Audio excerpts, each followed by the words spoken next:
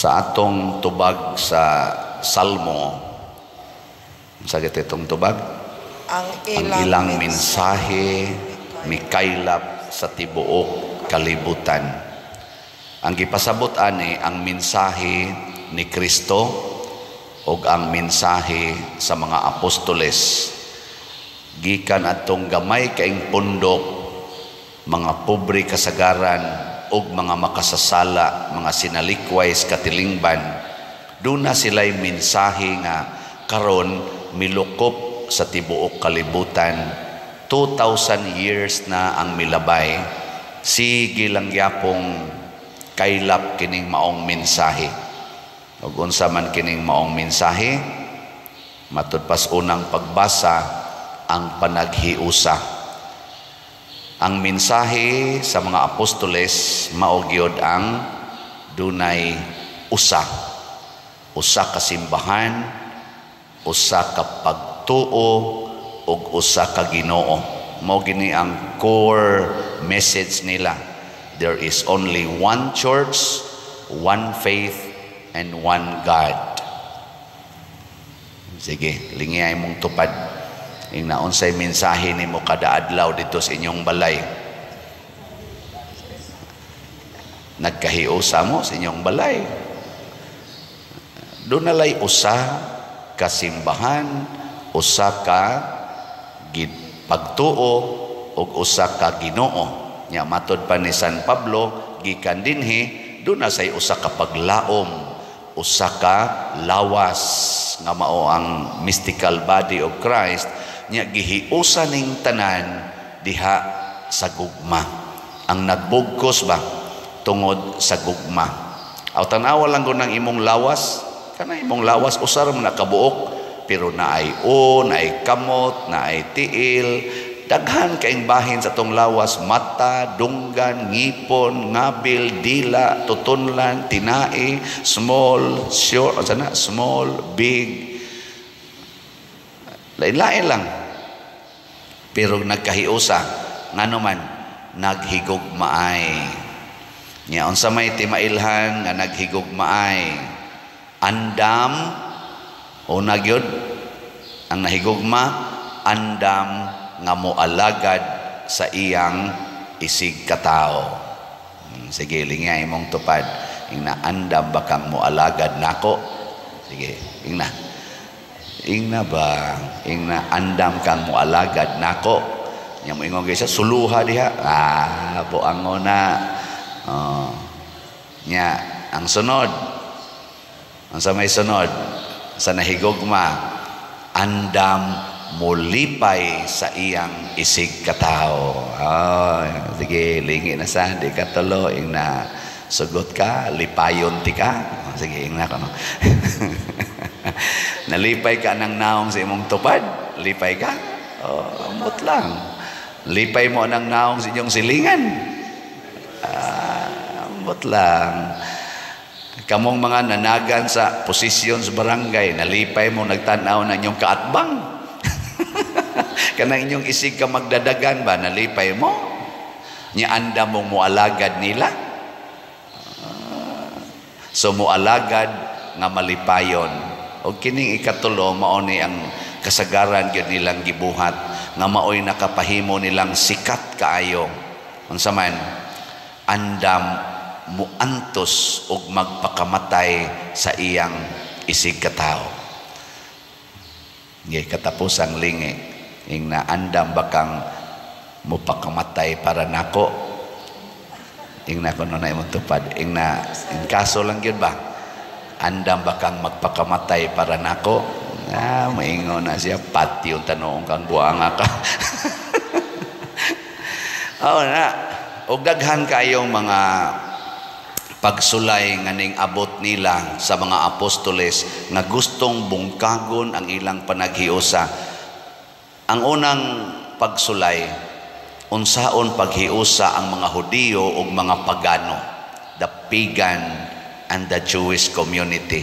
Nahiusa gid nila. Na sila'y conflict, mubalik gid sila sa one church, one faith, one Lord.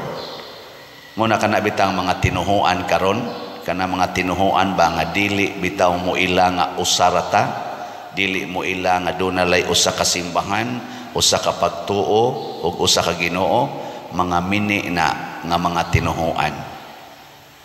No.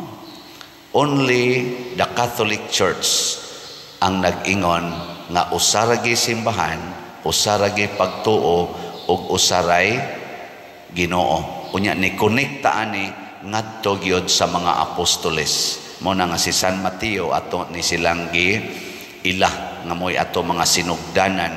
Makakonek kita ba, makatrace kita ngadto sa root nato nga mao si Kristo, mga apostoles. Nya the same ang atong giawhag, usa ka simbahan, usa ka pagtuo ug usa ka Ginoo. Mo na nga makaingon ta nga ang Catholic Church dako-dako gyud puntos sa pagpakita nga original gini og tinuod ning atong gisimba ug ang atong simbahan. Apan dunay panahon nga kitang mga Katoliko dili tinuod. Ang atong simbahan tinuod, pero kitang mga Katoliko apil naming mga pari, mga madre dili tinuod. Kay nag-away man ta. No? Uy, tubag. Nag-away, oy. Sa history sa atong simbahan, siging away, magpinatyanay pagyod. Oh, kana din yung silingan. Katoliko man sana. Nganong di man mo magtingganay. Oh, kana mga politicians dato, pulos-pulos man sana Katoliko. Nganong mag-away man na sila, magdinautay man na sila. Oh. Kanang naas opisina, apil na nang naas eskwelahan, mga maestrag, maestro, nga nung na nagsigim naglinibakay, nga Katoliko matatangtanan. Oh, mao na siya hagit, mao na siya challenge, nga tinuod maning atong simbahan, tinuod maning pagtuong atong gisunod, o kining Ginoo nga atong giampuan, apan tinuod ba ang atong pagsunod kaniya. Na karon gipakita na ni Mateo, unsa may gibuhat ni Mateo aron makita nga tinuod ang iyang pagsunod sa Ginoo, gibiyaan niya ang iyang kinabuhi sa pagsigig pangitag kwarta. Ang una niyang gibiyaan mao ang worldly wealth, kanang bahandi nga kalibutanon. Iyan ang gibiyaan. Sige. Lingi ay mong tupad, andam kang mobiya sa imong kwarta. Amo bitaw din og nakabantay mo. Ambot lang ninyo, mobiya ba mo na inyong kwarta, musimba gay mo din mangayo pa mangani kwarta. Imbis biyaan ang kwarta kay mosunod sa Ginoo, ngayo na nos Ginoo og kwarta. Ayaw. Mas may pamanghatag mo kwarta mo nang dunata dinhi projects, mga slot ana. So kabong namalit og slots, congratulations kay mura na mo si Mateo, gibiyaan ninyo ang kwarta. At least ba naamoy gitawag og act of giving up your money for yourself, nya imong itampo sa simbahan. Ato na sa ning i-report ang ato mga slotters. Good morning. Mao na ni ang atong report sa atong holy pads, holiness, peace, and divine salvation nga slots para sa atong national retreat for priests karong November 7 to 9. Ang atong halin as of yesterday ning abot na 31,364 kaslots. Pakpak. Kanindot ana. Naapay 68,636 kaslots nga available, tag 100 pesos per slot. Nga kung auhag ani nga kitang tanan nga mga Katoliko. Bisag kamo na lang tanan nga naminaw nako sa akong humili, palit ra gud mo tag sa kaslots. Nya sa ato sang 30 slot challenge nga tag 3,000 per challenge, nakadawat na pod tag 114 ka 30 slot challenge. Pakpak na sad. Salamat. Sa ato sang investment slots, 140 ka slots nga DSAP or Divine Solution and prosperity. Ang atong gibaligya ani kay 140 ka slots nga tag 500,000 per slot. Doon na natay mga pledges nga nadawat as of yesterday. Pledges pasabot na promise nga mopalit. Nya wala pa marimit ang kwarta kaya ato pa manggipalis ang atong kaning investment agreement contract.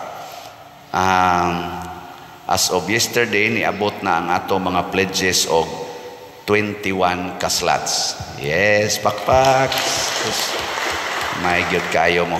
Nya ato ning gipangandoy nga kutobra ang atong pagdawat og mga pledges karong September 30. So naanalay 119 ka mga available slots sa atong DSAP.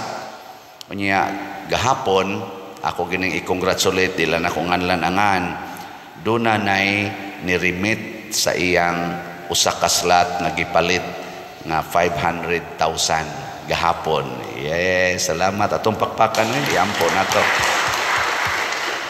Pasabot wa siya maghuna-huna nga naay contract or naa pa ng formality nga agreement kay ang iyang kasing-kasing nakahibaw nga kining akong ihatag sa simbahan, kining gidak-ununa sa amount nga akong ihatag sa simbahan, gamay ra kaayo ni ikumparar sa grasya nga akong nadawat.